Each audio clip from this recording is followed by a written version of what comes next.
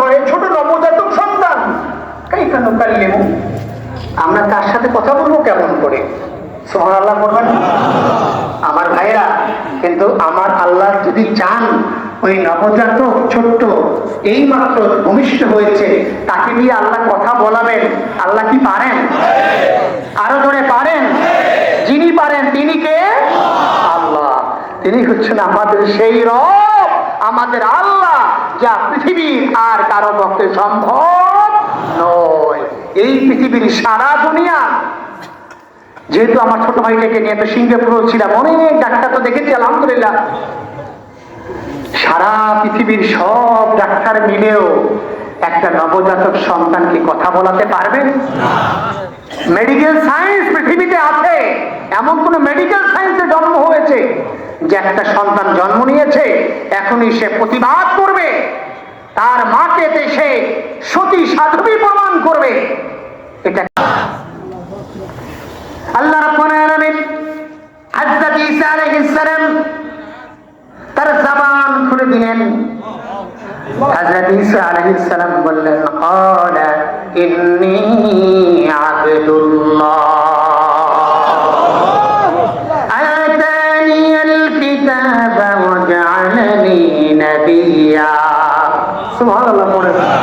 আমি সেই ঘটনার দিকে যাচ্ছি না, কয়েক ঘন্টার ঘটনা। আল্লাহ তাআলা ছোট্ট নবজাতক সন্তানের জবান খুলে দিলেন। তিনি বললেন, এই ষড়যন্ত্রকারীরা শোনো, যারা আমার মায়ের চরিত্রের উপরে তোহমত দিচ্ছ, সাবধান। ইন্নী আবদুল্লাহ আতানিয়াল কিতাবা ওয়া জাআলানি নাবিয়্যা। আল্লাহ আমাকে মায়ের গর্ভে কিতাব দিয়েছে, আমাকে নবী করে পাঠিয়েছে। সুবহানাল্লাহ। আর কোন বক্তব্য আছে? কোন বক্তব্য আছে? নেই।